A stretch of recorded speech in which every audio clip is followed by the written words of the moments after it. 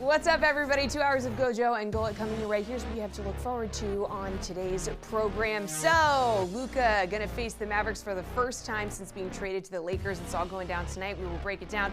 Plus, one team is a little butthurt about the Tush Push, and they're trying to get it banned. We will tell you which team it is and why that's lame.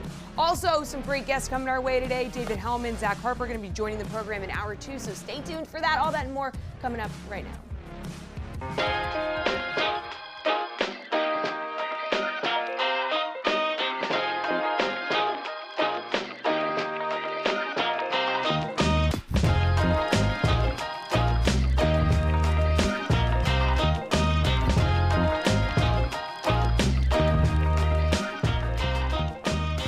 What's up, everybody? Welcome to Gojo and Golick. Mike Golick Jr., Mike Golick Sr., Jesse Cofield here with you guys for another great show. As always, download, subscribe, rate, and review us. Leave us a 5-star rating and watch us here live Monday through Friday, 8 to 10 a.m. Eastern.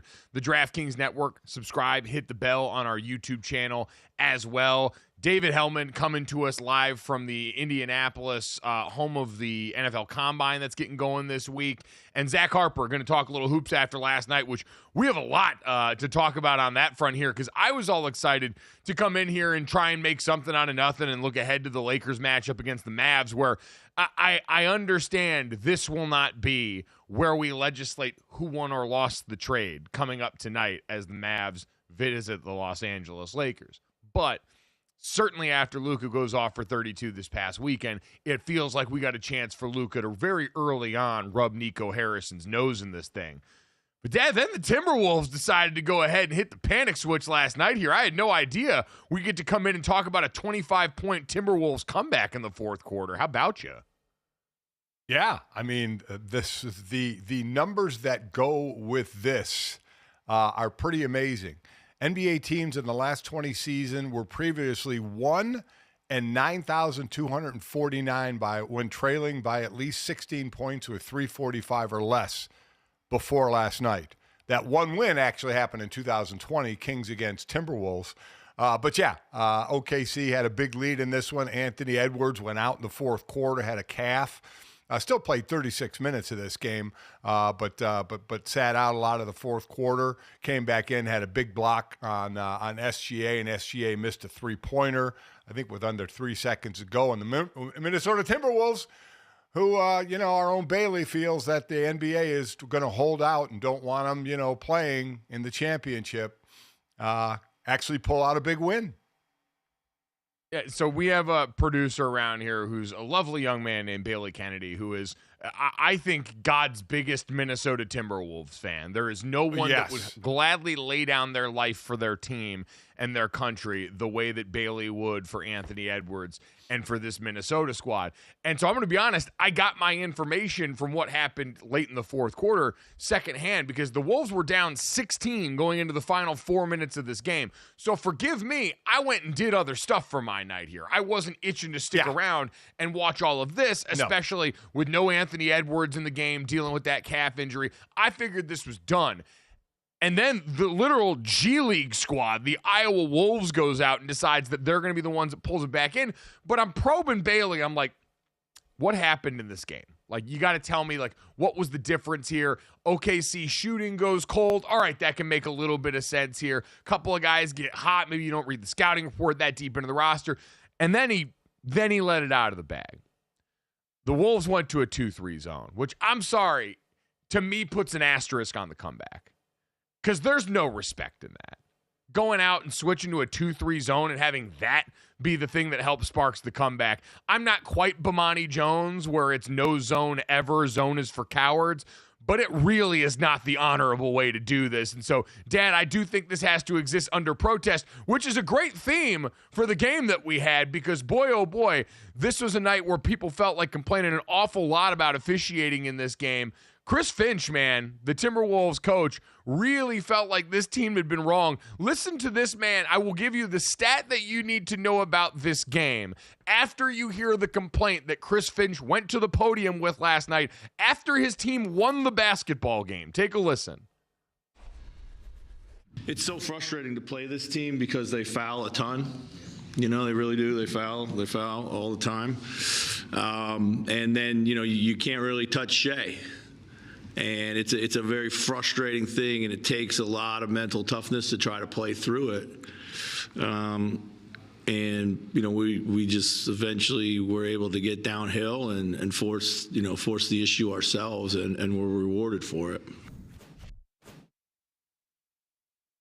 Dad, last night, the Minnesota Timberwolves ended up taking 39 free throw attempts in this game. Yeah. Their most in a game since 2022. So in the game where they got to the line more than they have in nearly 3 years, 2.5 years, that is when Chris Finch decides to trot out this defense. I understand some frustration, but man, when the facts point so hard the other way, it really is going to make it difficult to get behind you as a sympathetic figure here.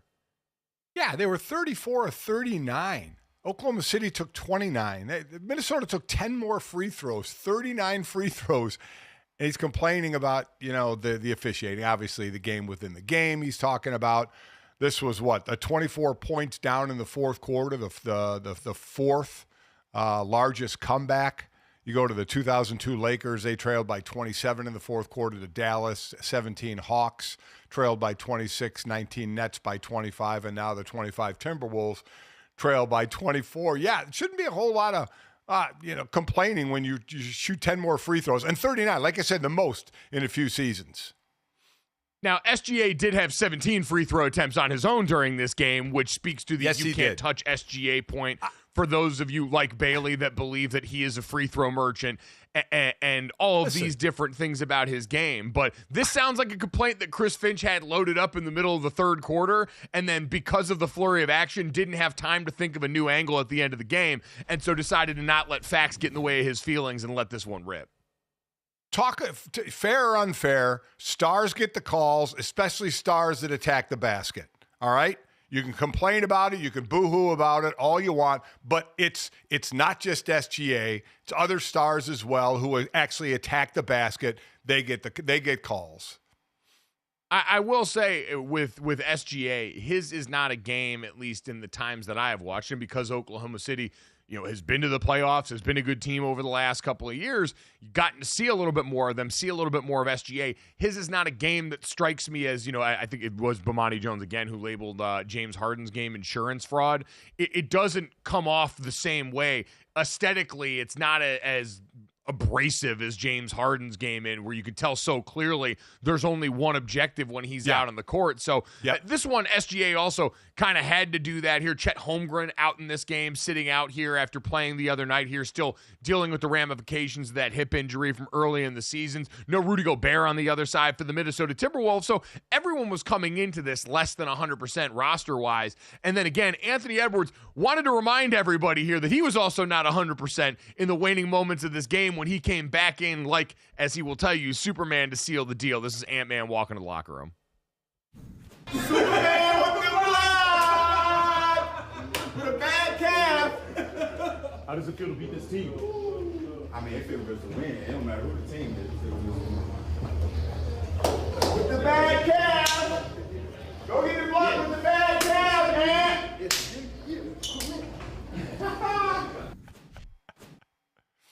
Yeah, doesn't want to be the face of the league, but at every turn is going to be the one that grabs the microphone better than anyone on the planet. And Dad, this is a game where Anthony Edwards, all the great things we say about him, seemed like he was on an island playing alone against this team for a long period of this game, driving towards the rack, giving great defensive effort on SGA. Saw the frustration mount at some point from SGA. He thought pushing off in certain spots, so Ant goes to set a hard screen and just shoves SGA to the ground. And that was the moment where I went out here and honestly did my part to help Bailey and tweeted out a video of that moment, pointing out that it had been a frustrating night for Minnesota all around. After that tweet, the Wolves outscored Oklahoma City 69-43. So a bad string of tweeting about sporting events that prompts immediate upheaval for me. I don't know if there's a tweeter's jinx, like an announcer jinx, but I'm getting damn close to it. Yeah. Obviously the big time announcer jinx is saying a kicker hasn't missed in X however long, and then they miss a kick. That I think is the biggest jinx out there. But you certainly had one. And yeah, Anthony Edwards, Superman went to fly with a bad calf. You heard him kept saying, with a bad calf. I mean, he wanted everybody to know he had a bad calf. Said that took everything out of me. What's crazy is I don't think I jumped that high. That's what was crazy. When I blocked it, I was definitely talking a lot of trash. Yeah, he was talking trash, but he came in and did the job. And then, as I said, SGA missed a 3 with under 3 seconds to go. But Anthony Edwards was, 2 assists shy of a triple-double. He went 17-11 or 17-13 and 8 with a bad calf, in case you didn't know. I'm telling you, Adam Silver, NBA media, you guys need to hype this up because this is the exact kind of U.S. versus Canada bad blood that got the NHL all those fun ratings right now. And you've got Anthony Edwards, who you want to be the face of American basketball for you going forward, going up against SGA, Canada's one and only, who's going to win the MVP this year. This is the place to plant your flag right now, quite literally, Adam Silver. I don't mean to tell you how to do your job, but this is a layup, to use the parlance of your terms. Yeah, it just doesn't have the same effect, USA versus Canada in the NBA, as opposed to hockey, when you basically have one superstar from Canada in basketball, and hockey is living and breathing the national sport. No, apparently we need to pick like Serbia based on what we saw from that Court of Gold documentary with how badly KD had that team flummoxed at halftime. But speaking of Eastern European basketball stars, Dad, we do have an interesting one tonight coming up. Mavs-Lakers, everyone's had this circled on their calendar since the Luka Doncic trade because it wasn't just a trade. Obviously, if it had just been the trade alone, the magnitude of what had happened would shock everyone enough to where this would have been extremely interesting. But all we heard as the messaging coming out of the Dallas Mavericks after that was culture, insinuating that he didn't fit their culture of wanting to work hard, of showing up in shape, of doing all the little things, of creating the right environment, and blah, blah, blah. All these reasons why they tried to justify the most inexplicable trade of probably my lifetime in the National Basketball Association. And now Luka gets his chance to go and exact revenge. And Dad, I have a feeling the Dallas Mavericks felt very differently about this game about a week ago than they did about this game about 3 days ago, when all of a sudden Luka and LeBron seemed to flip that switch and find a little bit of that on-court chemistry in the game where they beat the Denver Nuggets. And so this feels like a major opportunity, for people to tune into a regular season basketball game. We know the NBA been fighting that battle for a lot of this season, and I'd imagine this one is going to give people a pretty good opportunity to tune in and check this out. But Dad, on the other side for Luka Doncic, this is about short-term and long-term, right? It was, hey, the Dallas Mavericks thought by getting rid of Luka Doncic and forsaking their long-term, they could bring in Anthony Davis and be better short and long-term. This a real good chance to make them feel like they made a mistake on both fronts for Luka. What are you watching for tonight? Well, I mean, listen, this should be a Laker win. Anthony Davis in his first – now, listen, both guys, Luka started out slow, was on a minutes restriction, had the calf hadn't played since, Christmas. So he was on a minutes restriction, didn't look like the Luka that we've come to know. And then Anthony Davis in his first game. Oh, by the way, he missed time with the Lakers with the oblique, and then his first game gets hurt with the Mavs, and he's still out 2 more weeks. So while I get it. It's Lakers Mavs. It's the site of the big trade. There was obviously Nico Harrison and Rob Pelinka who were talking at the Mavs Golden State game because Pelinka was there for Andre Iguodala's raising of his jersey. And obviously the memes of those two talking when they secretly pulled off the biggest trade. But this shouldn't really be a game, right? AD is out for another 2 weeks. Luka played his first game like the Luka we've come to know. So, I mean, Lakers are, a 9.5-point favorite? I would take every bit of that. So this isn't going to be the game I think people expected because you're right. The trade was made for culture and for Dallas to basically win now or win in the next couple of years. And you have the biggest asset, obviously, you pulled in that trade, still sitting for 2 more weeks. So I really don't expect much of a game. Luka Doncic's over-under for player points is set at 32 on DraftKings Sportsbook. So, Dad, you going over or under that tonight for the revenge game? Wow, he's gonna shoot. I mean, he's gonna shoot. I would be so tempted to go over that. I think LeBron is the great deferrer, right? And I don't mean that in a mean way. He gets ripped for it, obviously, but he's going to let Luka run the show. He's going to let Luka do his thing against his former team. So I would probably lean toward the over on that. I would probably agree. And based on what we saw, J.J. Redick, who's getting a lot of love in the last couple of days, and deservedly so, famously said he didn't sleep between the Portland and Denver games, meticulously crafting this game plan for a Lakers team devoid of any real center stardom besides Jackson Davis, going out and being able to stifle the Joker and get a big-time win for this team. I'm sure J.J. Redick, since Luka came over, has had some stuff loaded up in the clip, ready for this Dallas Mavericks team to try and go and give them the opportunity to be successful here. On the other side, little awkward, Kyrie Irving seemed to really like playing with Luka Doncic, seemed to really find something last year in the midst of their run to the NBA Finals, and now has to stare across the other sideline to that. Here was Kyrie Irving talking about this rematch and Luka Doncic's game. A lot of good players on the floor at once. Outside of just the obvious of us being, being in LA and being a former team, of Luka's, obviously the narrative's already written. I don't know what else I could really add to that. I'm pretty much focused and telling my guys just to focus on the high-level game that we got to win. I would love to get into the motions after the game with you, but before the game, it's just about having fun and making sure that we lock in and have a deep focus. They're going to come in, and be ready to play against us. Luka's obviously going to have a lot of confidence. That game, he played well last game, so he's feeling good, and we just got to be aware of it. All right, so Luka brimming with confidence. My father brimming with confidence that Luka will hit his point total over, so we'll make that cash it or trash it. Presented by DraftKings. DraftKings, the crown is yours.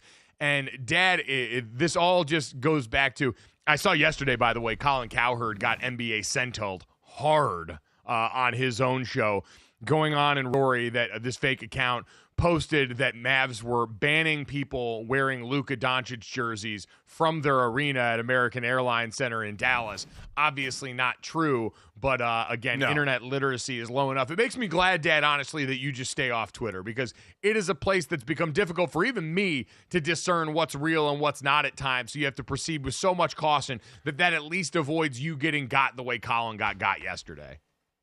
That's exactly right. But there's no way if I would have seen that in real time, I would have gotten got. There's no way I would have believed that, quite honestly. I mean, to bar someone from spending their own money to buying an NBA merchandise product and say you can't wear it is ridiculous. And obviously it was fake. But to your original point, you're right. There is a reason I stay off of Twitter. And that's certainly that's not the main reason, but that's certainly one of them is I don't want to believe everything I read. Because I normally, instead of running with it and quote tweeting, which is what I quote retweeting, which is what I normally do, I check with one of you guys to say if this is real or not. So I will rarely, if ever, get got. Smart business to vet it through your team there. I say got to put some of that on the herd staff around there. I don't want to throw anyone individually on the bus, but got to save the man from himself at times here because these internet streets, they are rife with terrors at this point in time. Coming up next, though, an important update on the future of Matthew Stafford as the Los Angeles Rams quarterback, and more whining and complaining about the Tush Push coming up soon. Next.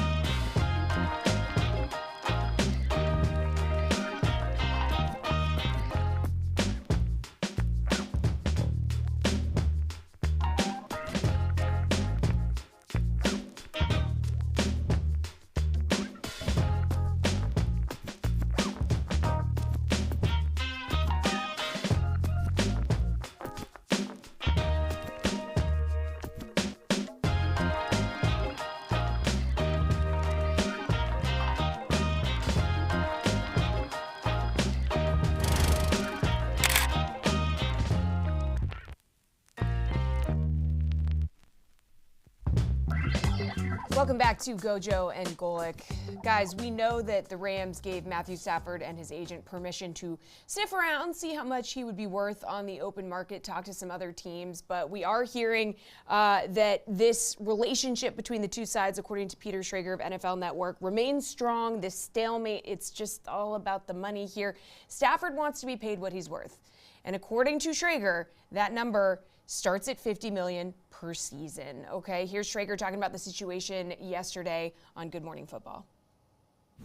It's a really tough, awkward situation because there is a real friendship. They have a Super Bowl championship together, and there's no real bad blood at the moment. But the longer this thing proceeds, the uglier it could get. I don't know if I can envision a world where the Rams go on without Stafford. I think everyone would love Stafford to come back, but I don't think the Rams are going to break their back to pay Matthew Stafford top dollar. And if he's okay with that to go pursue a Super Bowl, fine. And if he's not, no shame in that. Go get the money you think you deserve. Guys, according to Albert Breer of Sports Illustrated, the Giants, Browns, Steelers, Raiders, and some others have shown interest. So you heard Peter Schrager kind of saying, like, I don't know where you go from here, because once he's sort of sniffed around and found out that some teams might be willing to pay him this, how do you, like, go back to the Rams on a lesser deal? I don't know. They kind of have to pony up here, right?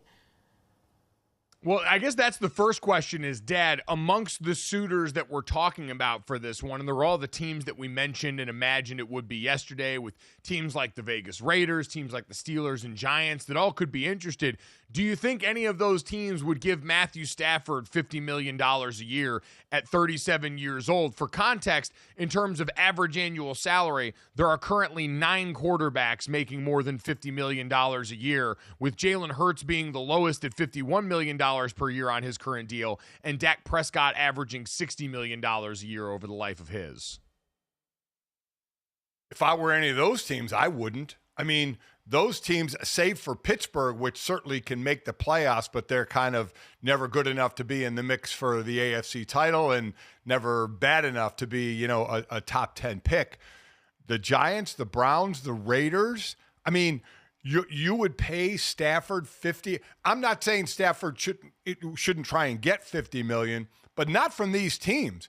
These teams, you're talking about paying them 50 million for a couple of years, and these teams are a couple of years away. I mean, I know you can change your fortunes in a year, but now all of a sudden, if you put a $50 million tag on your quarterback, who's going to take up now a lot of your cap, all these teams we're talking about have other holes to fill. How much money are you going to have to fill these holes? Plus, he's 37. By the time these teams come out of where they are now, Stafford would probably be 39, pushing 40. So no, there's no way if I were one of these teams, I would, especially if you trade for him. Now you're giving up assets as well and paying him $50 million. There's no way. There's no way I would, if I'm one of those teams that's a year or two away, would pay him $50 million a year. It is interesting, though, to consider this coming off an offseason, or I should say, I guess, it was last offseason, where you saw a team in the Atlanta Falcons give Kirk Cousins $100 million guaranteed to come down there, knowing he was coming off an Achilles injury. The Jets gave Aaron Rodgers the sun and the moon, and then obviously the Achilles injury happened there, and he came back, so that's a little bit of a different situation. But, Dad, we have seen older, productive quarterbacks handsomely rewarded as recently as the last 2 years. But we've also seen those older quarterbacks rewarded and fail miserably. That's going to stick in the mind of owners and GMs, is Kirk Cousins coming off the Achilles and getting benched, Aaron Rodgers blowing his Achilles out and never really getting back to what he was. I think that they're going to see the last part of the equation, not the first part of giving a veteran a lot of money to come and turn our fortunes around. And Atlanta is in a division where you can turn it around because it's a mediocre division. But how it ended for those quarterbacks, that's what's going to stick in GM and ownership's craw, is saying, wait a minute, we gave a lot, those two teams gave a lot of money to a quarterback, and now those quarterbacks ended up not playing well. Aaron Rodgers was markedly older when this decision was made. Kirk Cousins was already hurt. Matthew Stafford's not injured at present, unless there's something that we all don't know about here. He's perfectly healthy, played behind an offensive line that didn't give him much in the way of protection last year in critical moments. So there's a lot more to sell on right now. He is not someone coming off the same Achilles injury that those old quarterbacks were, where we learned, hey, maybe Father Time plus an excruciating injury might actually catch up to these guys. Matthew Stafford, who, yes, plays a very rough brand of football, being as physical as he is in the pocket, might give you a little bit of fear, but he doesn't come with the same buyer beware that those guys did. No, I still wouldn't do it, and I still think that's going to be in the GM and owner's craw. The only team, and I don't even think this team would do it, would be the Cleveland Browns. Would that help them keep Myles Garrett? Now, the problem is you're paying Deshaun Watson a boatload of money to do nothing, and he's been playing horrible when he's played. So then you'd pay Stafford a boatload of money, and you would probably have to re-up Myles Garrett for a boatload of money. So you would basically be paying two players who play, one player who doesn't play, but you would be able to keep Myles Garrett. I don't know if that would be worth it. And I still don't think they're going to trade Myles Garrett, though they probably should. But we'll see. Yeah, that would, I still think, be the prudent move, but you're right. The Browns could be a team desperate enough to do this. that's in a somewhat decent spot. Again, I think the Browns' offensive line somewhat eroded last year as well. Injury, time, all those things took its toll on the unit that used to be the strength. Losing Bill Callahan as your offensive line coach cannot be overstated how important that is. And then the Pittsburgh Steelers, who have just been, again, on the hamster wheel of very goodiocrity for the last number of years that might try and pull them out. And so, Dad, if we assume then that maybe there's not a readily available $50 million a year contract, even though Matthew Stafford on the prior deal was making $40 million a year on average, $50 million does seem like it's going to become the going rate for a lot of these guys. And especially, remember, the salary cap getting ready to balloon yet again. We're going up $53 million over the last 2 off seasons. So there is more money to spend at this position. And, Dad, if you're the Los Angeles Rams in this case, and you do get someone that approaches this number, you got a lot of young contracts between Puka Nacua and all your star defensive players, and you're getting ready to lose Cooper Kupp. So this does give you and affords you the ability to go out there and maybe spend a little bit more on Matthew Stafford in the short term. That's why I still think he ends up a Ram at the end of all of this. Like, I don't know if there's going to be a team that's going to come in and completely leverage the Rams to the point where they'd feel compelled to do this and not just pay him themselves. Again, with the backdrop of all this being what Peter said at the beginning, which is the relationship's still really good with these two sides. The Rams and Matthew Stafford are doing this all in good faith. They're doing this at a good place. It's not animosity built up.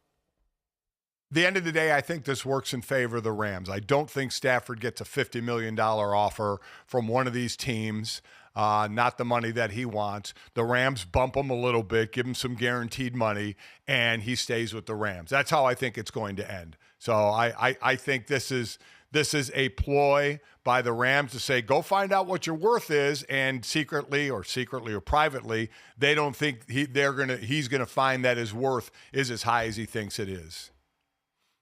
Speaking of knowing your worth, we have talked all season as Saquon Barkley ran roughshod over the NFL about what this would do for the value of running backs, this hot button issue that's entered sports talk Mount Rushmore territory in the last number of years, where we watch running backs pay never climb commensurate with the rest of the NFLs. And then this last offseason, you get Derrick Henry and Saquon and Josh Jacobs and all these guys changing teams and having success and making people wonder what this is going to look like. We are going to get one of our first early tests as to exactly how we go about legislating this, because James Cook went on the nightcap with Shannon Sharpe and Chad Johnson and talked very openly and very plainly about what he wants coming out of his next deal, coming off his rookie contract. Take a listen to this. I just feel like we just do so much, just by going to practice and doing all the little shit right. And I just feel like we deserving of it. Like why not? Like, we work all our life to get paid. Feel me, the big bucks. Like, why not, bro? Like, I want to go chase the highest of the highest. Like, and I'm gonna keep doing it. Like, and I'm gonna stand on what I stand on. Like, and I don't want to feel like a cancer at all, because I don't like all that attention and all that. Like, that's not me. Like, honestly, like, and I'm just standing on business, man.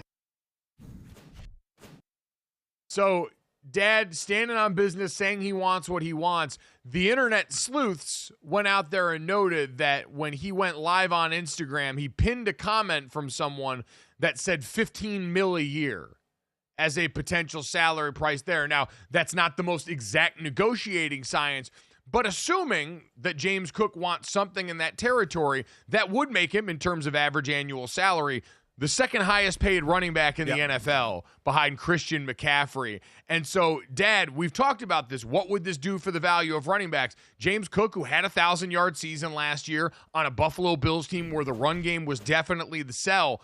What do you think the payday looks like for him as he's going into the last year of his rookie deal this season?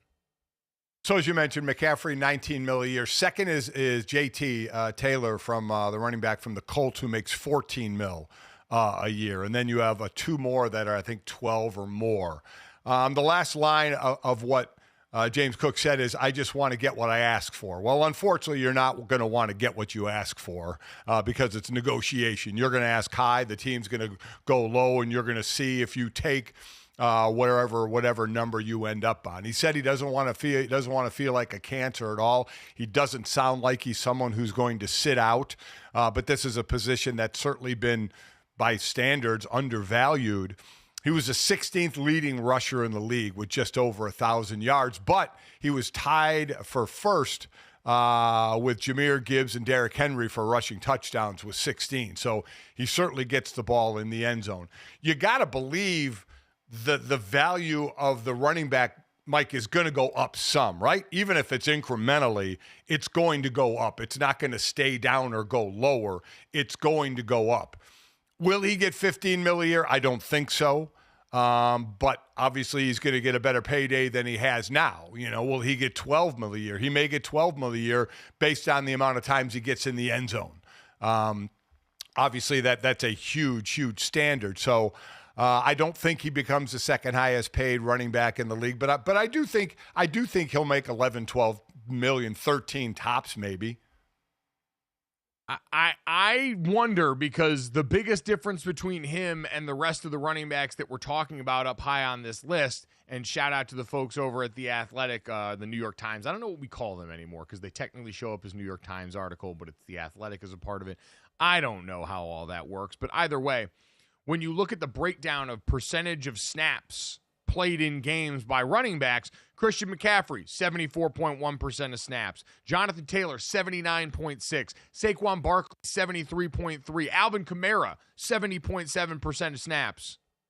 And then you look at James Cook, 47.5%. Guy didn't even play half the snaps in a running back room that had multiple bodies that they could also throw. Ty Johnson in there. They drafted a rookie on this draft this last year as well. And so that's the one thing I think would come back to haunt him, Dad, is you were getting favorable touches. It wasn't a ton of volume. You made the most of it. You got over 1,000 yards for whatever that's worth at this point anymore. And you do meet the standards of what we've talked about with running backs getting paid now, is it's got to be in the right circumstances. And they've got what Washington, what Baltimore, what Philadelphia has. Mobile quarterback and very good offensive line. One of the best in the league. The problem is, I don't know if James Cook within that did enough to differentiate himself to say that's absolutely one of the best guys in the league, and we have to have him no matter what. I think you'll get a pretty decent offer, but it's not going to approach what he wanted in that number 15 mil. At least if I want every guy to get paid, and I hope Buffalo pays him $15 million a year.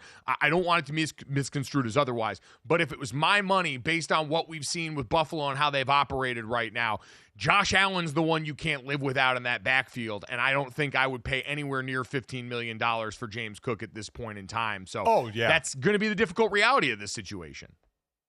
Yeah, he definitely won't get $15 million. It will be interesting for a guy like Jahmyr Gibbs, right, who had 16 rushing touchdowns as well, 1,400 yards. But now Montgomery got hurt, but he splits time with Montgomery. So it'll be interesting when his payday time comes up, of the percentage of carries that he gets or time in the backfield because he splits time with Montgomery.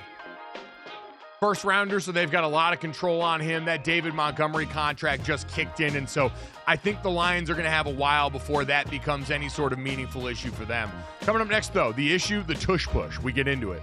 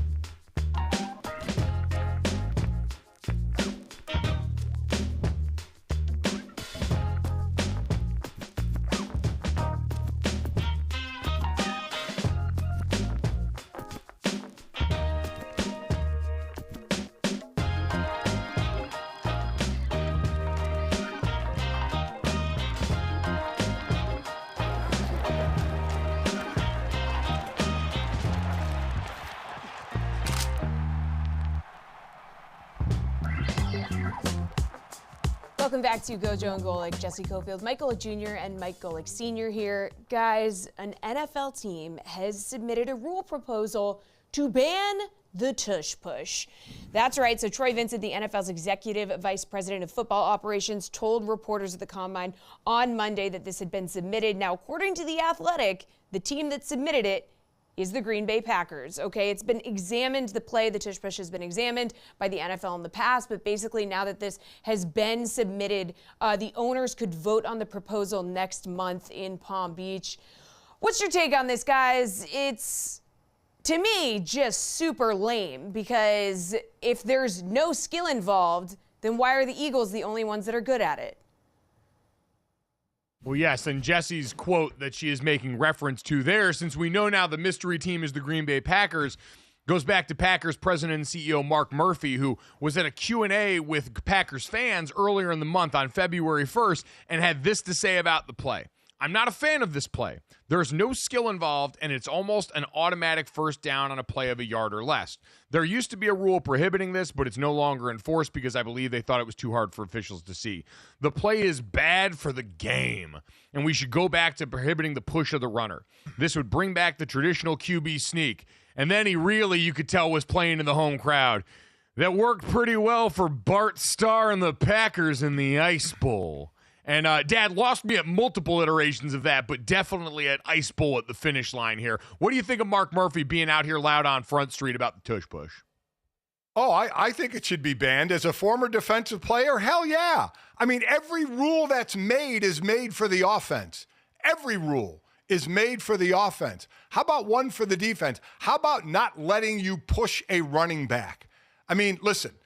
I sit there and I watch the play, and the Eagles and Bills are the most successful at it. They've achieved a touchdown or a first down on 87% of their attempts using the play, while the rest of the NFL has been successful at 71% of the time, according to ESPN research.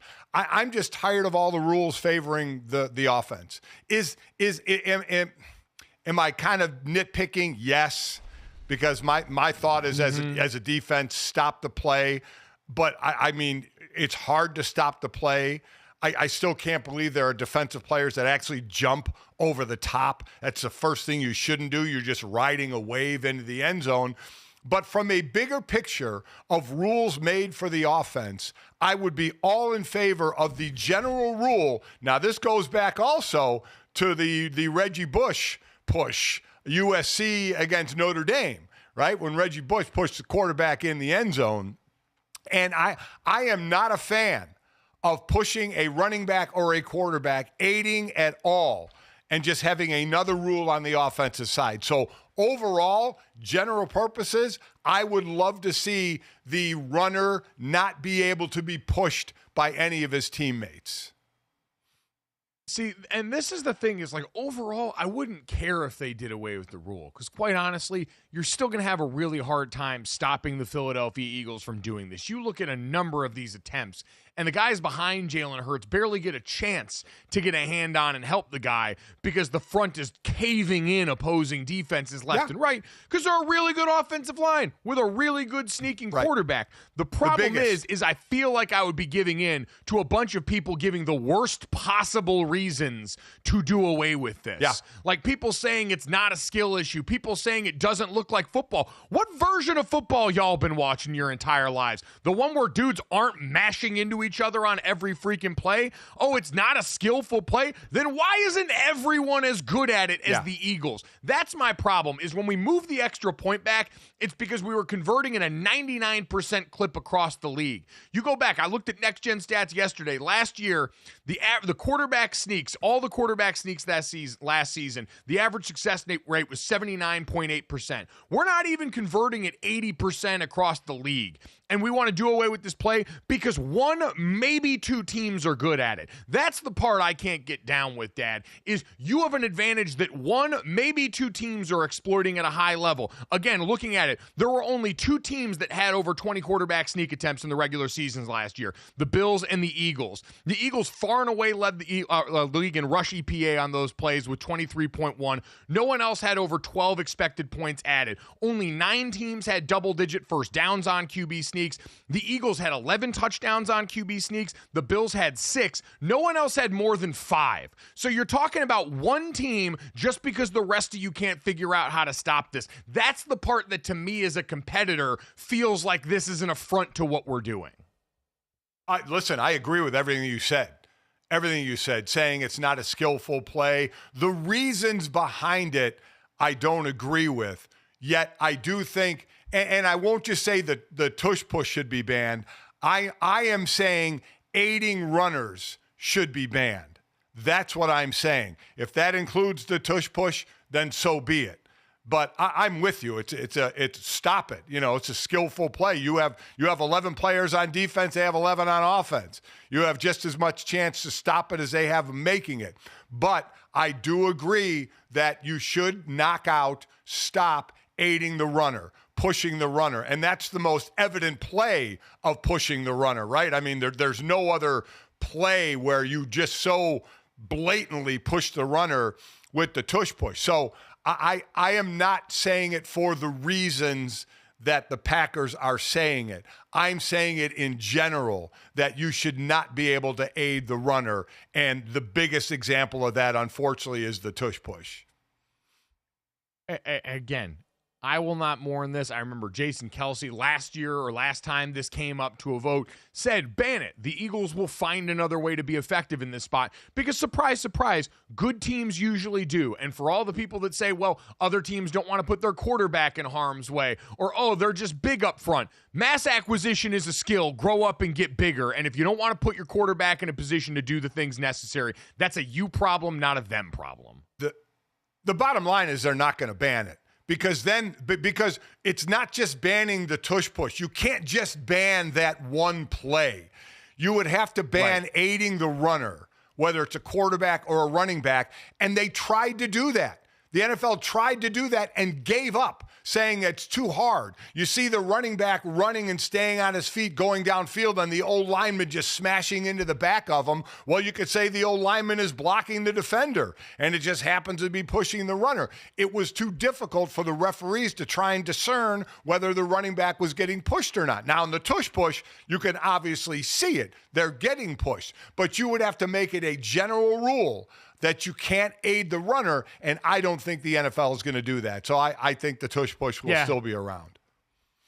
I'm with you. I think of all the images of offensive linemen literally pulling their running backs into the end zone at times, which is actually what the rule was created with in mind originally, and now has gotten to this point, to your point, in a world. If me, one of the people most affected, if you or your loved ones have been affected by Reggie Bush's Bush push, you might be liable to compensation. Brother, it's me. If anyone should hate this play for what it represents and brings back to memory, it's me. And I still can't get over that hump because at the end of the day, I'm not saying that Mark Murphy is this, but I'm saying when you say this, you sound like a loser. You sound like a loser who's tired of getting bullied and wants someone else to come and bail you out instead of just being better at what you do in the areas that Philadelphia is. And that's why, again, I won't cry if they remove it, but that's what it feels like we're rewarding, is people that got stuffed in a locker by a bigger, badder team and now all of a sudden want someone to come and save them. And to me, in a league that is built on toughness, for everyone that says,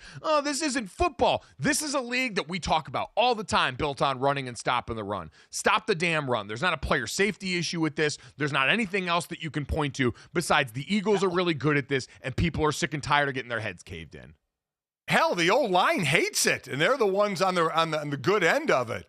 I mean, Jordan Mailata said, he goes, I hate the play. Think of Jason Kelsey. Think of Cam Jurgens. I mean, they're getting shortened by a quarter of an inch every time they run it. They're the ones that get abused the most. And so, again, I agree. The complaining it sounds like whining instead of looking at the big picture of aiding a runner, which I would be fine with getting rid of, but they're not going to.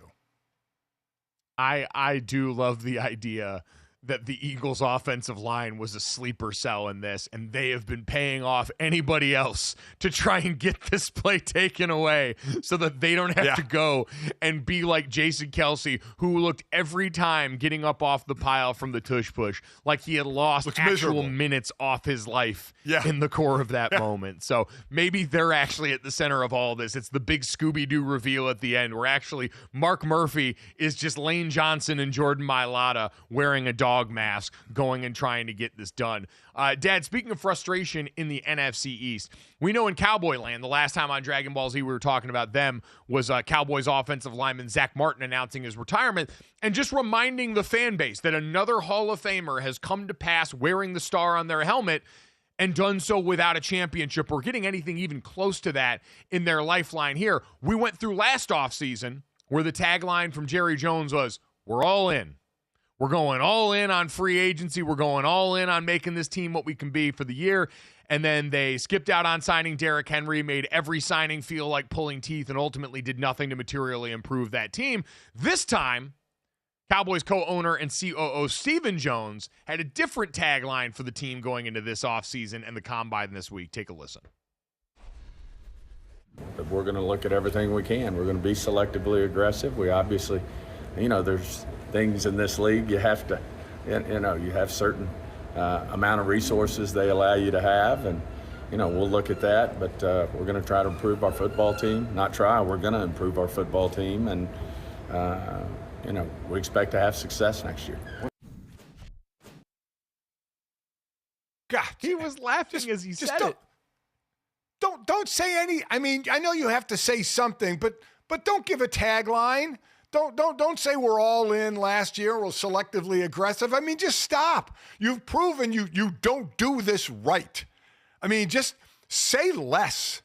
Say less and maybe produce more. But they haven't produced anything. And they have more contracts that they have to do this year. So I mean, Dallas fans have to be just so frustrated.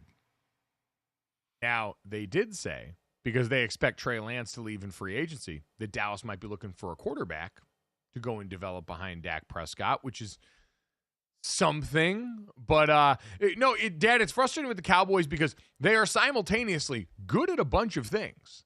Like, they've got Dak Prescott in here, who they got in the fourth round of the NFL, the fourth round of the NFL draft. They drafted CeeDee Lamb, and he turned into one of the best receivers in the NFL. You drafted a host of great offensive linemen. You've got Micah Parsons on the roster, who they're going to pay and is one of the three best defensive players in the NFL. You're good at all that stuff. It's just that last little bit of getting over the hump in the postseason they have not mastered. Now, Ultimate Cowboys translator Dave Helman's going to join us off the top of the next hour to try and help us sort through those complicated Cowboys feelings of what they need to do this offseason. But, Dad, the thing that makes it infinitely more frustrating for Cowboys fans is they just watched in 1 year another franchise in their division in the Washington Commanders go ahead and exercise demons and get farther in the postseason than they've gotten in, 2 decades has it been since the Cowboys won an NFC championship? Yeah, I mean, and they did it with a quarterback, right? Their defense was basically the same. They actually traded away pieces of their defense, did the Commanders the year before. It was basically a quarterback who has changed their fortune. And for the Cowboys, I mean, they obviously have their quarterback, but they did nothing. The two places they failed the most was the running attack and stopping the run. They absolutely they weren't all in on that, especially at the running back position. So, and you're right, they do have top of the line players: Micah Parsons, CeeDee Lamb, Dak Prescott. I mean, they had top of the line offensive line, but that's quite honestly, that's gone by the wayside. That is now, select a Tyler Smith maybe is probably their best offensive lineman. So that has definitely taken a hit. So their running attack is really, really taking a hit from the running back position and the O-line position. Yeah, Cooper Beebe steps in at center. Tyler Smith, Tyler Guyton, who they drafted in the first round last year, Terrence Steele, Brock Hoffman right now currently the one slated to step in for Zach Martin. And if they go and draft Ashton Genty in the first round after losing Zach Martin and after missing out on Derrick Henry last year while their offensive line is in rebuild mode, I am just going to snap. Coming up next, we'll see how likely they are to do that and check in on the scenes in Indianapolis with Dave Helman in hour number 2 next on Gojo and Golic.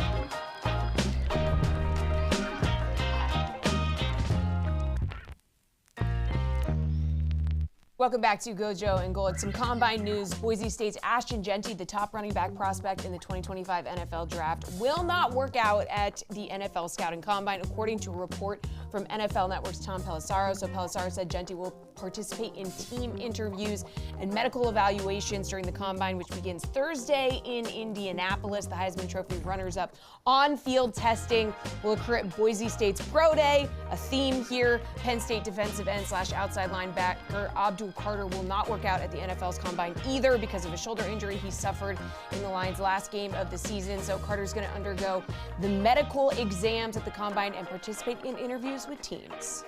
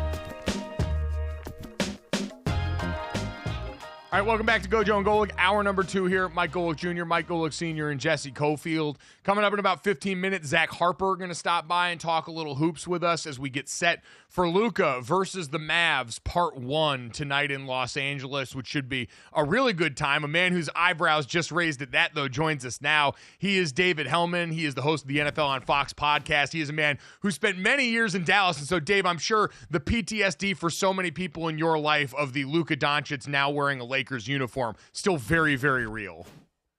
Yeah, I don't identify as a Mavs fan, but I spent a lot of time in that city, and a lot of people I care about are Mavs fans, and it's been a tough month. And it's kind of, I'm not going to say I had forgotten about the trade, but you kind of process it and you settle back into life, and then, you get a game like this and you're like, oh yeah, that's going to be traumatic. Great. I can't wait to watch that.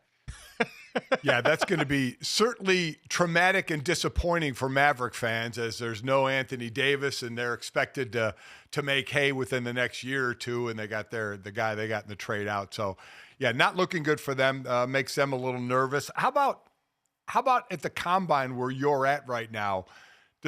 How do you feel about the players that decide to skip? Ashton Genty not working out. Shedeur Sanders not working out. Now, Abdul Carter saying he has a shoulder issue, so that's more of a reason to not work out. But what is your feeling on players that don't work out at the Combine?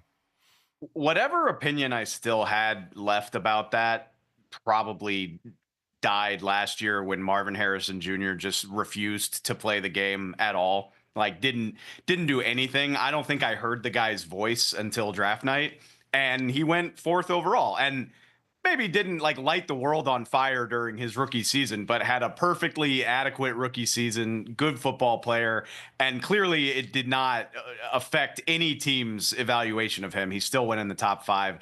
I'm a firm believer that 2-3 years of tape is plenty, and the big thing about Indianapolis here, and the thing that makes it so great and convenient is the medical checkups. There's 3 or 4 hospitals here in the Indianapolis downtown area where all these guys get looked at. And if your medicals are good and you're interviewing with teams, I think that's perfectly fine. I don't care about seeing these guys work out in leotards or whatever it is they're wearing these days.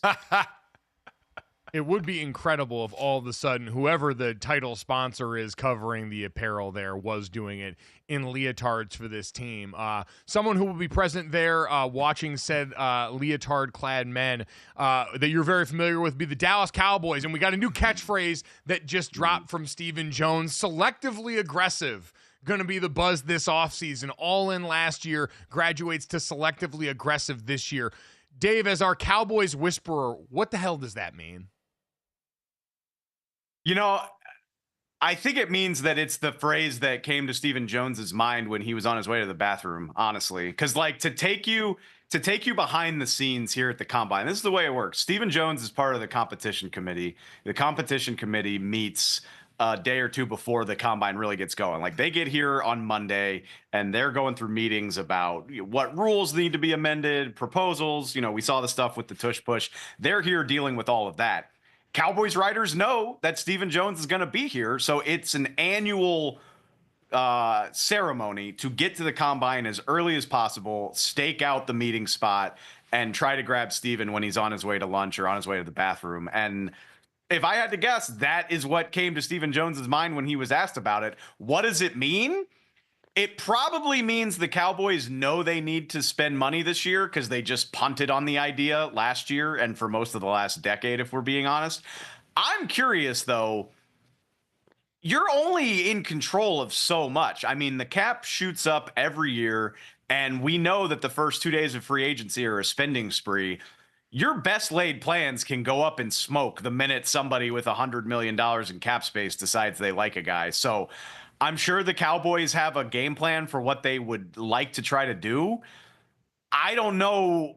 Like when you say selectively aggressive, I don't know if you're going to be able to control what other teams are willing to spend. So are we going to see some sort of drastically different approach to the way they do their offseason? I got to see it to believe it, to be honest with you. So Micah Parsons still waiting to get paid. Actually, trade rumors floating out there. Getting traded, Micah Parsons, Myles Garrett, either, neither, both. If I got to go with one, I think it's more likely that Myles Garrett were to get traded. I think it makes sense to everybody, in my opinion. Maybe the Cleveland Browns disagree, but from where they are with their cap situation, not having a quarterback right now, Myles Garrett, I believe he's 29. I can't believe Myles Garrett's already been in the league that long, but it's true. He doesn't want to wait around for the Browns to get competitive. So that makes sense to me. And where the Browns are from a team building perspective, trading a guy like that for a boatload of picks at least makes sense if you're trying to kickstart a rebuild. I don't get why the Dallas Cowboys would trade Micah Parsons. I mean, I know last season was rough. I get it. They got a lot of work to do, but they're still a team that can daydream about being a contender. They paid their quarterback. They got one of the best receivers in football. Like, they have pieces that you feel good about, one of which being arguably the best edge rusher in football, or at least a guy that's on the short list who is, I think, 25. Like, he hasn't even really tapped into his prime. I don't see how that makes sense. And I don't want to hear that the Cowboys can't afford to pay him. Oh, you can't pay everybody. Yeah, you can. The Philadelphia Eagles just did it. The Philadelphia Eagles pay everyone, and they've got a Super Bowl trophy to show for it. I don't know how you get better trading a guy like that, and I don't know how you sell it to a fan base that's already dangerously close to apathy by trading a guy like Micah Parsons. I mean, hey, it's happening in Dallas. The Mavs just did it with Luka. Maybe we just ship all the great young players out of Dallas and see how that plays with the fans there. But from a logical perspective, I don't see it. The Dallas metro area starting to look like the scene from the end of the Joker movie that came out most recently, if that's the case. But maybe shame's a powerful motivator. Like you said, the Eagles are hoisting a Super Bowl over their heads again. Washington's good now after a year of jumpstarting the culture there. Maybe that can drive that. Speaking of trade rumors, though, Dave, you buying or selling any of the smoke around Matthew Stafford now being allowed to go out and seek trade offers that would actually materialize into him wearing anything other than a Rams uniform next year? I can't completely write it off because it's the LA Rams and they are fearless. Like, the LA Rams don't give a crap, obviously, and rightfully so. But like, when you look at it, what is the landing spot that Matthew Stafford has a better chance to contend for another Super Bowl than LA? Like, if we guess Matthew Stafford is going to play for like 2 more years at most, where's Matthew Stafford going that's going to put him in a better spot than where he is right now? And what is the Rams' path to a definitively better quarterback? I mean, I know they got Stafford in a trade with Jared Goff. They upgraded at the time and won a Super Bowl, but Are you going to do another trade? Who makes sense? Who's a guy that has a contract you could deal for?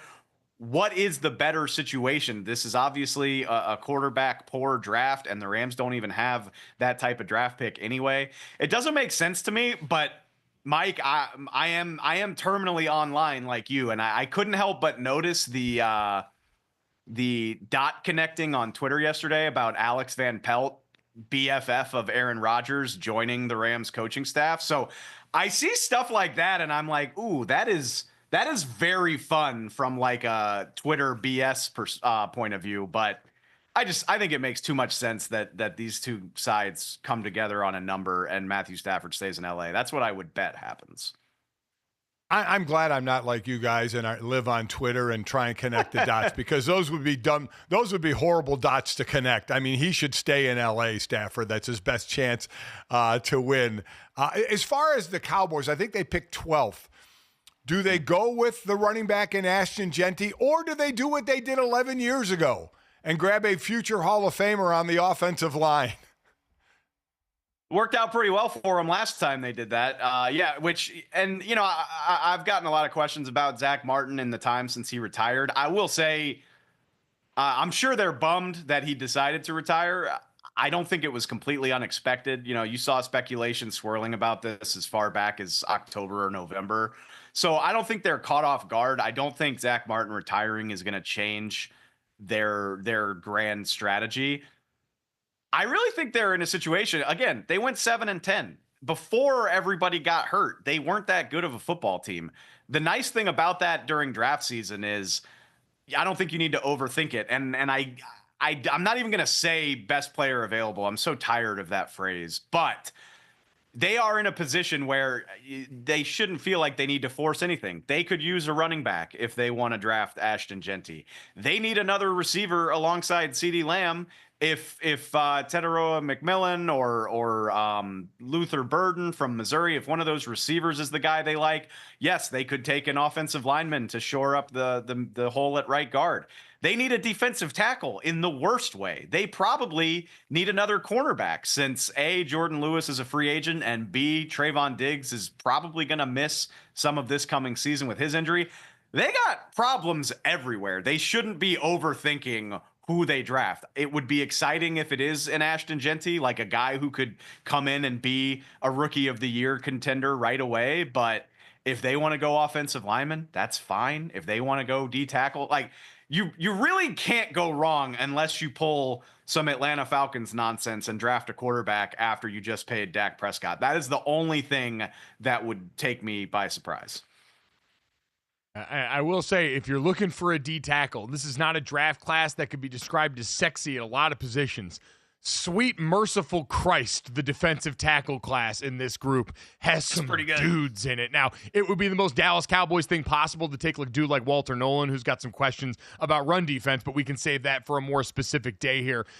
You did mention the Zach Martin of it all, and Dad kind of insinuated it there, and I know you've been asked a lot about it, but as someone that did cover the Cowboys specifically for so long and saw what Zach Martin meant to this team, how do you encapsulate what his Dallas Cowboys career ultimately ended up being?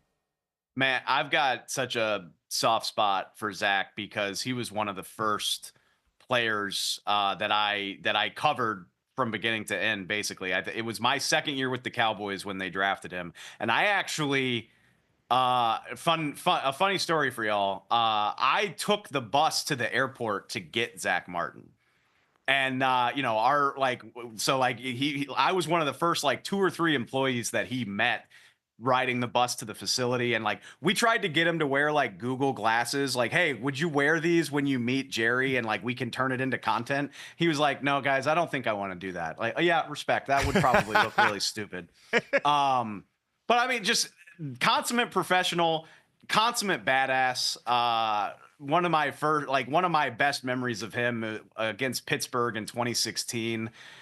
He got out in space on an 80-something yard screen pass to Zeke Elliott that went for a touchdown, and the way that he was mauling people while also moving with the grace of a ballerina in space. That's Zach Martin. He could be physical. He had the the grace to move in space and pass protect. I mean, you've seen the stats. I think he had more All-Pro selections than holding penalties in pass protection. Just absolutely incredible career. His Hall of Fame candidacy debate, I would imagine, is going to last about 8 seconds. So it's surreal to be here in Indy, where I remember like covering his prospect, cycle, now that he's retired. But amazing player, definitely. Congrats on a great career, but I'm sad I don't get to watch him anymore. I still remember watching the Combine when Zach was performing, when Mike Mayock was then covering it for the NFL Network, and hearing Mike Mayock, who also was the color announcer for Notre Dame football at the time, go, I'm going to have to go back and watch the tape more on this after this workout. I'm like, Mike, I love you, brother, but what more do you need to see? You've seen more of him than anybody, and the rest is history. I know we're at the Combine right now, but my big memory is Zach and Aaron Donald went to the Senior Bowl that year. And they had some wars. And like, how often do you watch two guys kick each other's asses at the Senior Bowl and you're like, man, these guys are going to be good? Well, not only were they good, they were like the best offensive and defensive linemen of their generation. So it's crazy to see it work out that well for both of those guys. Truly amazing. Dave, thanks for the time, brother. Enjoy the Combine. I'll see you tomorrow.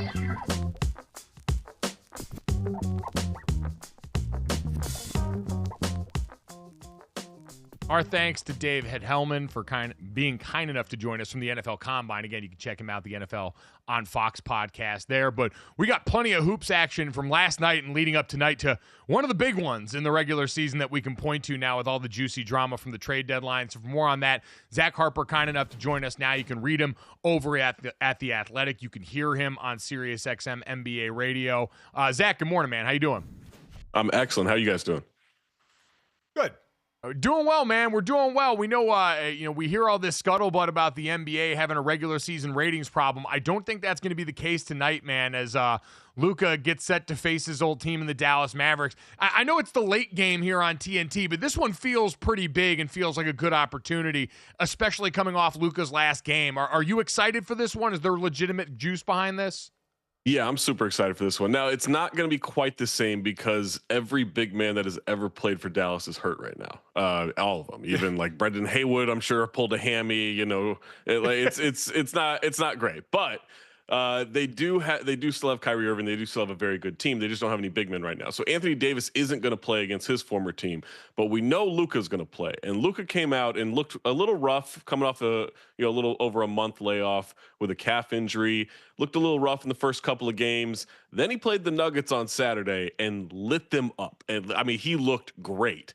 And if you're Dallas and if you're Nico Harrison, look, you're still going to get a lot of crap over this trade. They're still protesting the Dallas Mavericks. I've never seen a fan base protest a team for this long before.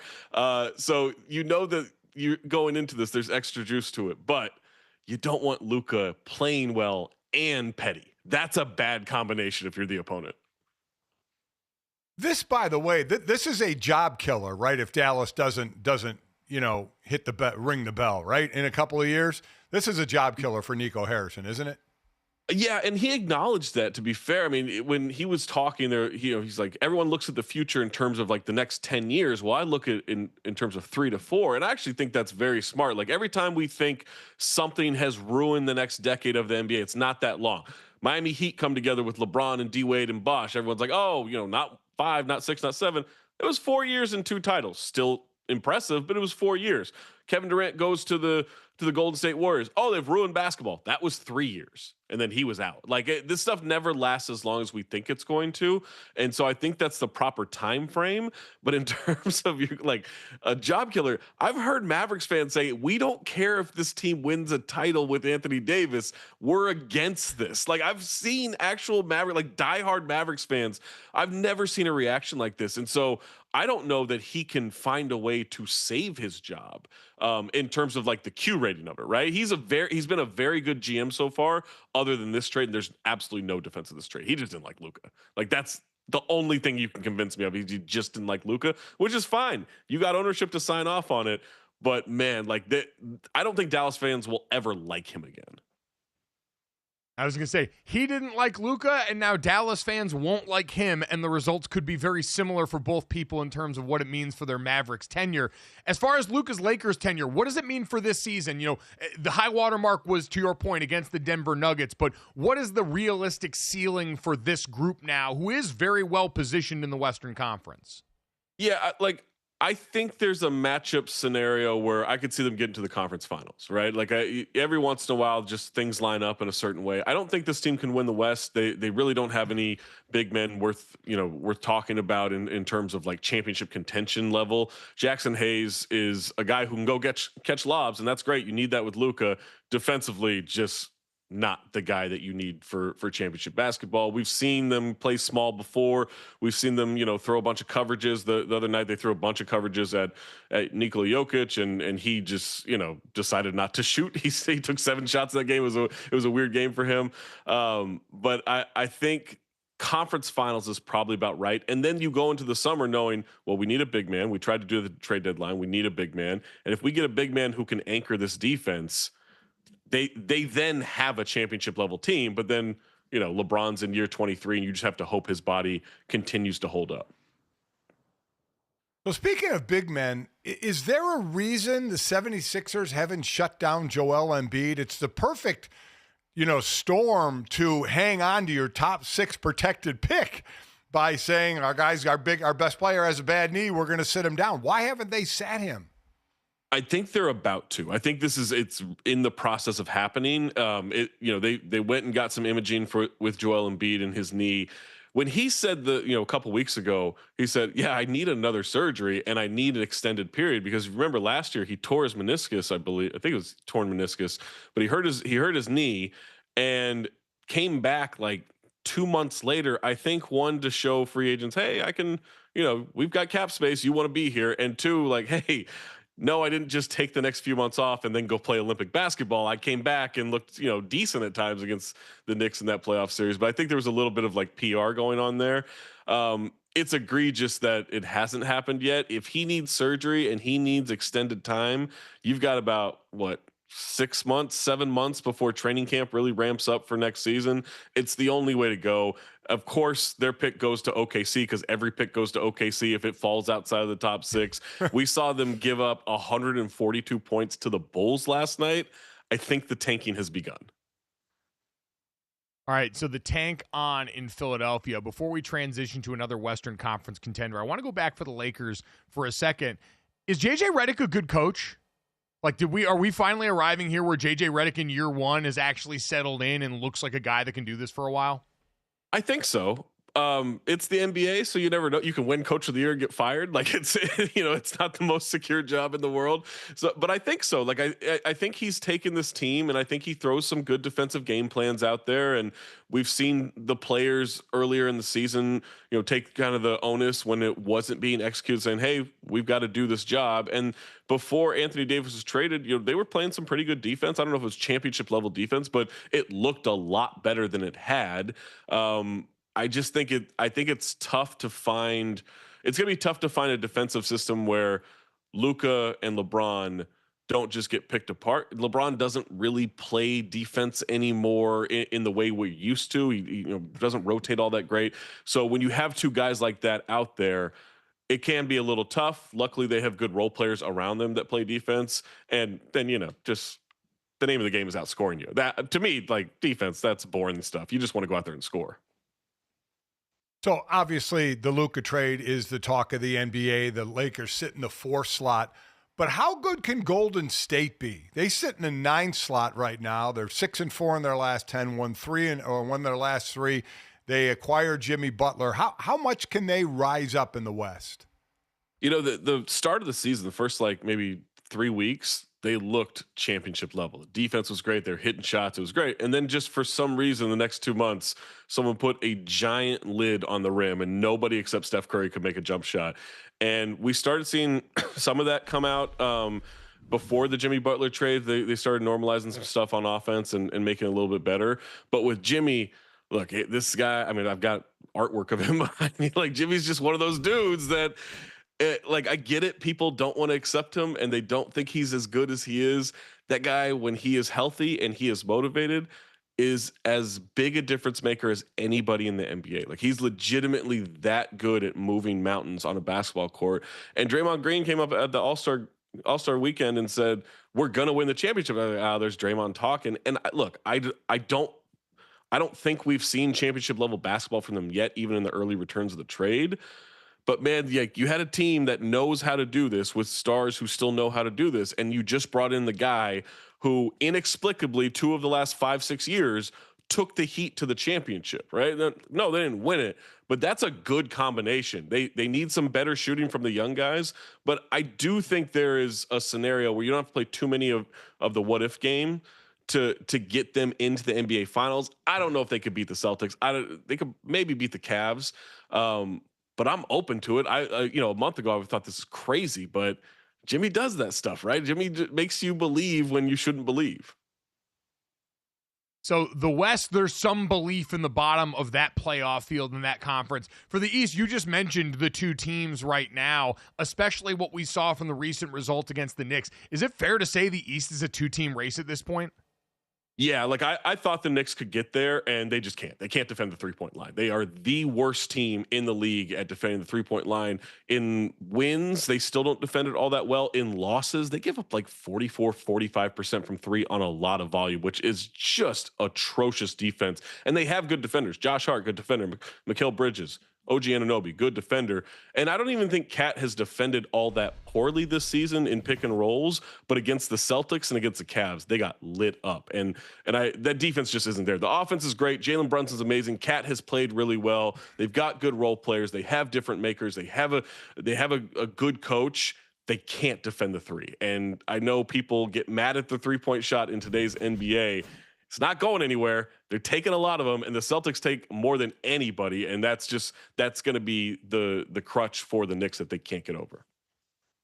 So let's go back to something you said as someone who was born and raised in Cleveland. When you're talking about Golden State, you said, oh, they can beat the Cavs, but they can't beat the Celtics. Are you buying into this garbage that Boston can't be beat by my Cavaliers? No, I think Boston could be beat by the Cavaliers. They've played some great games so far this season. Joe Vardon of The Athletic wrote a great piece, I believe yesterday, about the problem with the Cavs is you have two small guards, and playing defense and championship defense with two small guards is tough. Well, what they did is they went out there and they loaded up on wings, right? Like they loaded up on wings and they went and got DeAndre Hunter at the trade deadline. And he's a guy that has trouble staying on the court. But if he's on the court, this guy was a six-man candidate. He's a great defender in a good defensive system. He's a great shot maker. He stretches the floor. They had all these wings that they accumulated to try to mitigate some of these problems defensively. And if you molded them all together, you would get DeAndre Hunter. So you have like the peak of that. And then you have all these like extra pieces to go out there. Evan Mobley has been phenomenal. I think he would defend Jason Tatum in a playoff series and make it really tough on him. I do think the Cavs could win. I think once you get into the NBA Finals, just taking that leap is a little difficult. So I'm a little dubious on them winning the title. But no, they could beat the Celtics for sure. Is this year's Celtics team a better team than last year's? It's tough to say. I mean, Peyton Pritchard has become someone who was like a mascot, and now he's sixth man of the year, right? Like he was someone where it's just like, hey, he's probably going to hit a 60-footer at the end of the third quarter, and everyone's going to go nuts. And, small white guy playing on the Celtics, and we love that and everything. He's a mascot, right? Well, he's legitimately good now. He went from being like a replacement level backup point guard to an integral part. So in that scenario, like they are better with that. We've seen so little of them as a complete team on the court this year. Kristaps missed time. Drew Holiday missed time. Guys have just missed a lot of time that I don't think we've seen a better version, but you got to factor in championship understanding. Now that they know what it takes to bring the title home, that plus the ascension of Peyton Pritchard, I think their peak will be higher. I just don't think we've seen it yet. Zach, just about a minute to go.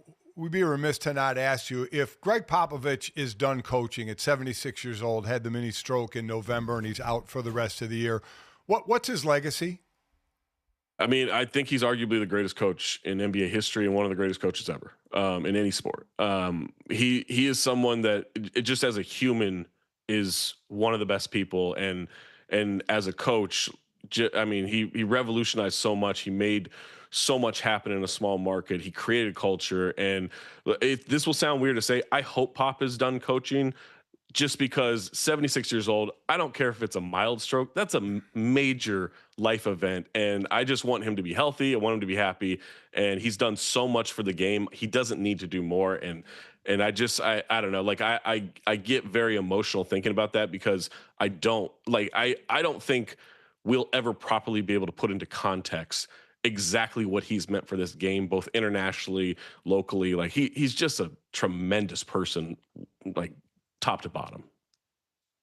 Yeah, no doubt. And like you said, we could spend a long time trying to, but probably won't be able to encapsulate the impact, the lives that he's changed and touched. And like you said, hopefully now he puts his own life and his own well-being ahead of all the rest of that and can enjoy the rest of his time here. Zach, we appreciate our time with you, man. Thank you so much. Everyone check him out at Talk Hoops on whatever social media you are on right now, Blue Sky, X, all that fun stuff here. We appreciate it, buddy. Thanks, guys. Anytime. Thanks, Zach. All right, coming up next, speaking of Celtics players, you may have seen Peyton Pritchard. You may have seen Jaylen Brown fail miserably at some pop culture, so we're going to try and find out if my dad knows more about pop culture than the Celtics stars next on Gojo and Golic.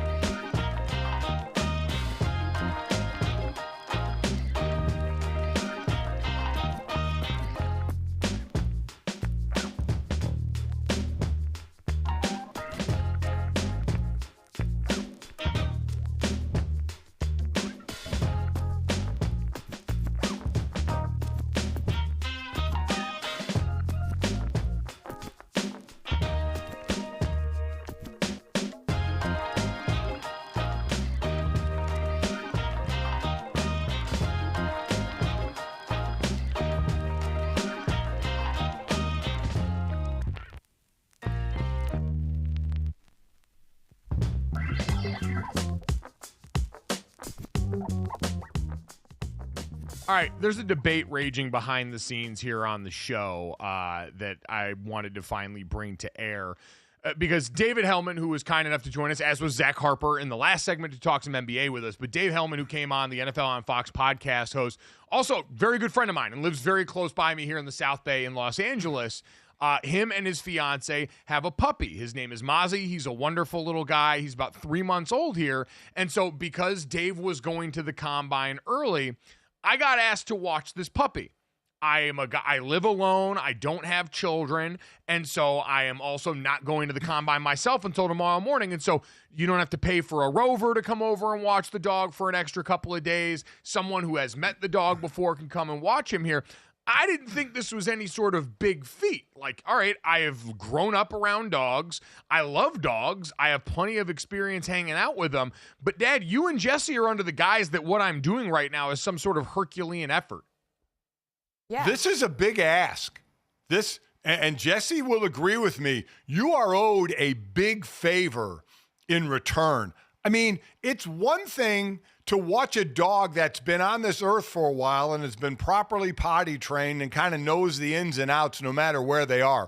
This is a 3-month-old puppy who was used to one set of surroundings. Now it's being crate trained, but it doesn't know your surroundings. It's peed and pooped in your apartment multiple times already because it doesn't know its surrounding. It's not the dog's fault, but that's a big ask. Jesse, do you agree? That's a big ask from friends to watch a puppy dog. Absolutely, because like you mentioned, Senior, puppy basically needs round-the-clock care. They need to be taken out. They need to be entertained. They're going to chew things. They're going to pee. They're going to poop. And I think what we're learning from this is that something pissing and taking dumps inside Gojo's apartment doesn't really bother him. So it just says a lot about I mean, that's just Gojo. what I do all day. Yeah, we get that. And you have a small apartment, do you not? So you are in close quarters with this small terror. I think that's what makes it easy is I don't have a lot of space that I need to account for. And quite honestly, I don't have a lot of stuff that hasn't already been stained in some way. Like I spill plenty of food everywhere. The dog's been gracious enough to just do his pee and poop on the hardwood in the kitchen. So it's not like it's a difficult cleanup. He figured out very quickly after the first couple instances that, hey, we go outside, we celebrated with the treat, we go, yay, real big. And so it feels real good. And now we've got that system down. We got an understanding. And I really only have you remember, well, you guys probably won't remember this, but in video games for a while, Madden had the vision cone for quarterbacks where you could only, with good quarterbacks, you could see a ton of the field. With bad quarterbacks, you could only see a little bit of the field. With this dog, I don't need a huge vision cone to be able to see what he's got going on because the apartment is so small. I think if I was in your space and somebody asked this of me, I would agree to watch the dog, but I would want to watch the dog at their house. I'd be like, I'll come watch the dog, but we're going to be in your space, and if he's pissing and pooping, it's your house. And let me clarify. This is not the dog's fault. The dog is in a new surroundings, and it's a puppy. He's a good boy. My point is you should get a big favor in return. Yeah. And I know Dave. Dave came on the show, which is cool. That's not big enough. No, you deserve more. That's not big enough. That's not a big enough favor for having a puppy a couple of days in your house. Yeah. They did also recently go to Europe and brought me back a variety pack of fun European candies that I spent a lot of yesterday eating, which feels like this isn't like they asked me to move. Like that would be the one where if you ask someone to move, that to me is putting somebody out. And now you got to take them out to a nice dinner. You got to get them a nice bottle of wine. You got to do something for them here. I get to hang out with a dog. That's pretty cool. Yeah, I agree. I think you're owed a very nice dinner somewhere. Yeah, take me out to dinner, wine and dine me. Yeah. Well, good thing for me, I have a dinner reservation with them in Indianapolis on Wednesday night when I get into town. So we will look and see when the tab comes to the table. We'll watch how everyone reacts, and we'll see if they're in agreement with you guys or if they view it like me, where this isn't that big of a deal. and we're having a great time hanging out over here. It's Gojo and Golic, Mike Golic Jr., Mike Golic Sr., Jesse Cofield, and Mozzie hanging out there over in the corner in his crate waiting to get his breakfast at the end of this show and get to go outside and go potty. Last time, Jesse, on Dragon Ball Z, the Boston Celtics had a pretty interesting in-arena promo that we want to try and recreate with Dad. Can you explain this to the people? So they had Jaylen Brown on trying to name famous singers from a Celtics Jumbotron thing, and it went viral. Watch the video, and then we'll get into it.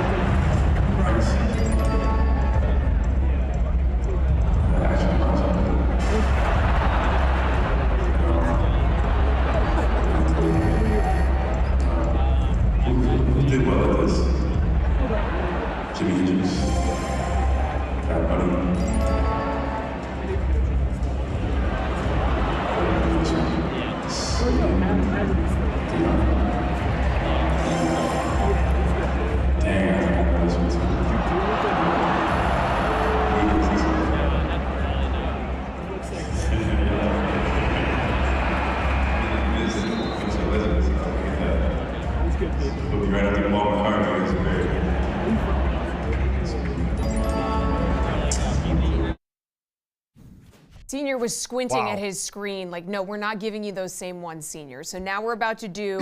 Yeah, you don't get to cheat. Yeah, can you beat Brown? So Listen, he got 7 of those out of those 15 correct. You could give me the same ones and I wouldn't get them. Well, we're giving you different I would have got ones. the same ones he got. I would have got the same ones he got. Well, we'll see how you do here. Okay, let's start with the first one here. Throw it up. Okay, Senior, who is it? He was in One Direction. Is that John Mayer? No. One Direction ringing any bells? No. Dated Olivia Wilde? Now, to my credit, the picture is very, very small that I'm looking at. Okay, it was Harry Styles. Okay. Oh, okay. Next one. All right. Let's see. Throw up our next one. Anybody? Throw up the next one.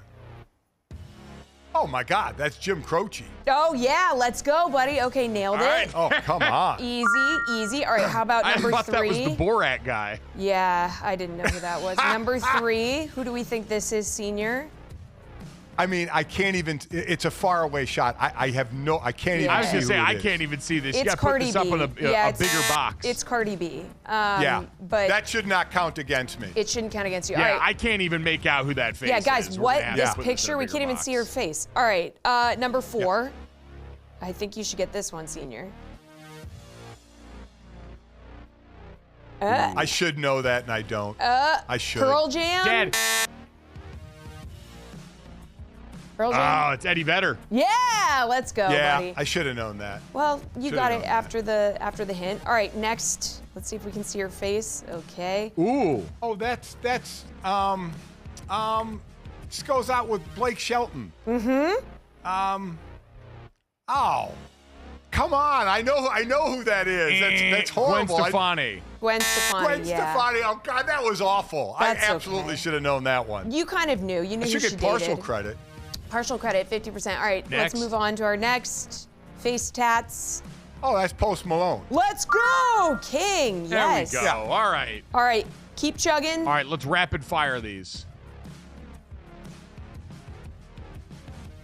Again, that's kind of far away. She had an incident at the Super Bowl that went down in infamy. Oh, is that Janet Jackson? Yep, that is. All right. Yes. Yeah. Ooh. Oh, lefty. I don't. Oh, that's the differentiator. Lefty? Yeah. He's got Not it. many lefties. I don't know. Nirvana? No. Okay, Kurt Cobain. Yeah, Kurt Cobain. Oh, wow. The last one.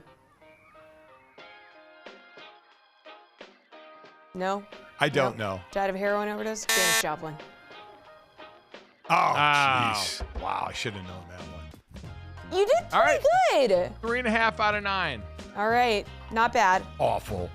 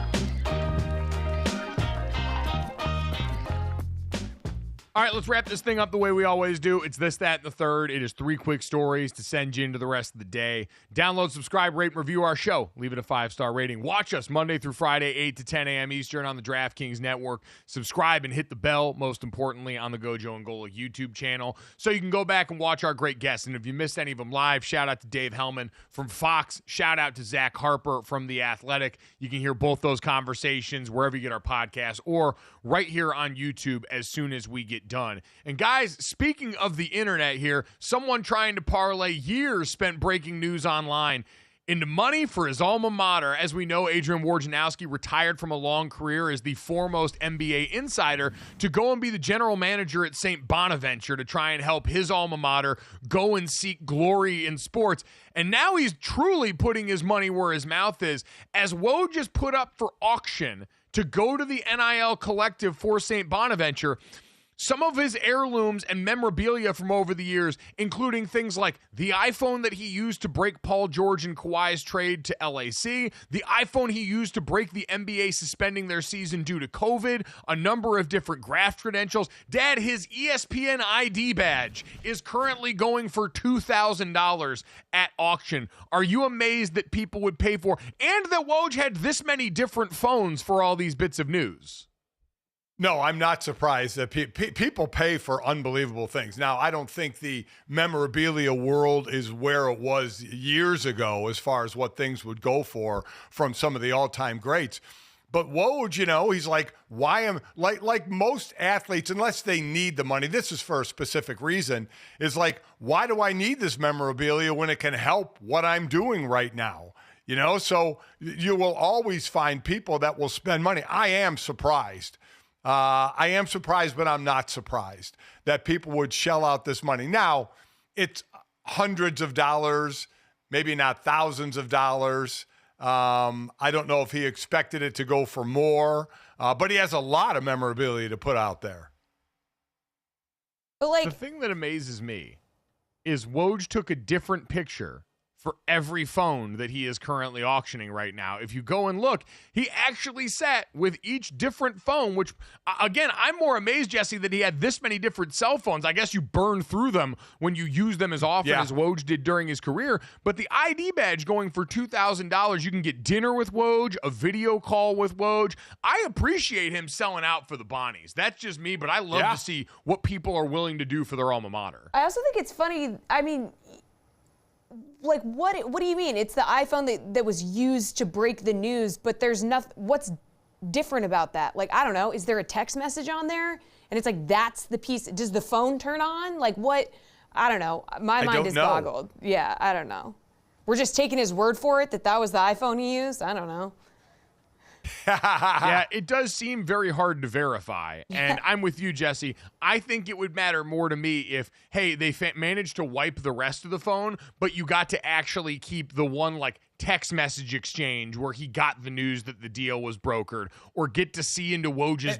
I want to know the amount of money someone would pay for, like, 30 seconds of being able to look through Woj's drafts. Yeah, that would be sick. Oh, my God. His contact list. What are you doing with his badge? I mean, framing it? Are you putting it in a frame? Yeah. I mean, you're spending a couple grand on that? What are you doing with it? Yeah, displaying it so that when people come into your home, I don't know, you man. can People be like, buy bathwater. Yeah. Yeah. Like, People buy I'm not surprised by yeah, anything. we call anyone those wants to people pay for idiots. anymore. Yeah. Suckers. Coming up, Woj's OnlyFans dropping soon. All proceeds go to St. Bonaventure. Jesse, let's move on to that and get into another fashion debate that's probably more in line with this show than any other show. Yeah, so Barstool Sports personality Annika Christie is going viral. She tweeted out, note to all boys, no more effing running shoes with jeans. And it was accompanied by this picture. So it went viral on the interwebs. People have a lot to say about this kind of thing. I personally support this. She's not saying no sneakers. She's saying no running shoes. So that is, we have to there's a difference there. No, there's no difference there. So she says no more effing running shoes. I say to Annika, I don't give an effing care what you think. I'm wearing running shoes with jeans. I don't care what you think. I don't care. I'm not looking to please you by wearing running shoes with my jeans. I wear running shoes with my jeans. I will continue to wear running shoes with my jeans. So I don't know you, so you get your opinion. I'm not taking my fashion or lack of fashion from what you say. So there. Yeah, I mean, Dad, no offense, I do not think she is talking to men in your age range. Yeah. Like, All once right, you're well, a dad, especially in your 50s and 60s, you're kind of allowed to do whatever you want here. That's sort of built into the model. What I think she's talking about is more the younger men that are probably in the dating pool that would like to see themselves as desirable to the opposite sex. Yeah. Listen, when I was young, I wore running shoes with jeans. So I take offense to what she said. So I don't care. I don't care, and I don't know why guys should care. Look, this is kind of that thing. It's like the joking, remember the SNL skit with Tom Brady where it was like, here's an example of sexual harassment, and it was just a not hot guy and then a hot guy doing it, and it was like, if you're Tom Brady and you're hot, it's okay. So it's kind of like, if you're tall and you played in the NFL, senior, you can wear whatever you want, okay? That's sort of where we're at with this. But she's saying to all you, maybe we're talking about short kings, I don't know what we're talking about, but like, she's saying if you're trying to get in with the ladies, don't rock this look. I kind of agree with her. She didn't specify. I guess I'm just sticking up for all guys because she didn't specify. No, she didn't. It was implied. What I will say is I don't think she's wrong that it's not a look that looks good. Like, again, Dad, I will disagree with you as someone that owns a lot of sneakers. Sneakers with jeans is a very different look than running shoes with jeans. And I've worn running shoes with jeans at times where I'm not cared about what I look like. But when I want to bring to the table an appearance to impress anybody, then I usually doll it up a little bit more. So, again, I think binaries and absolutes are for babies and stupid people. But I do think that this look in general, if you're trying to impress someone, potentially a potential spouse, is not your best foot forward on that. Jesse, let's finish off with our best foot forward, though, and something that this show is very fond of in baby races. Yeah, speaking of babies, so every year the Pelicans host a baby crawl race. The contestants have like funny Big Easy themed names like Beignet Baller and Lil Easy. But we got to talk about New Ballins, the GOAT of baby crawlers. Ooh. Look at this moment, okay? Look at this baby. The other babies have not even got off the starting line, and this baby is trucking. He does not pause for a single moment until he crosses the finish line. From start to finish, he looked nowhere but straight ahead. He just, wow. Look at him. New Ballins, domination. I don't think any of the other babies even got off the starting line, and he had already won it. That's amazing. Incredible. I mean, listen, and I guarantee you, because Mike, you know this, we did this at at the minor league ballpark at Duncan Park in Hartford when they had baby contests during innings. I guarantee you people bet money on that. There was money that changed hands in the stands, betting on different babies. And that baby, wow. If anybody had any insider information on that baby, holy smokes. And I think Dad was holding a bottle, and the baby saw the bottle and was just like, go. Hey. Wow. The proper motivation is important in any race. And I will say, DraftKings has odds that you can bet right now on the combine. How we don't have numbers on this baby race, if it is something done annually, is beyond me and feels like a huge missed opportunity. I want to follow that baby's athletic career now because clearly intrinsic motivation, like whether it was a bottle or just that baby's willingness to go and be great, the rest of those kids, like Dad, I don't know about you, if I was one of those other parents, I'd be irate. I'd be seething at the notion that my kid not only wouldn't forget that they got beat, scared to compete. The rest of those babies scared to compete. I've never seen anything like that. Yeah, that was crazy. There'd be some home tutoring going on. I'd take that kid home, and that kid would be practicing for a long, long time. What an absolute stud that winner was. He's training for something. I'm a little scared. We don't know what, but. Yeah, I can say that baby and the women in Pilates classes are training for something that I don't want to be on the other side of. Their strength, impossible to comprehend. Hopefully you can comprehend this show. Download, subscribe, rate, and review it. If you do so, leave it 5-star rating. Thanks so much. We'll talk to you guys tomorrow.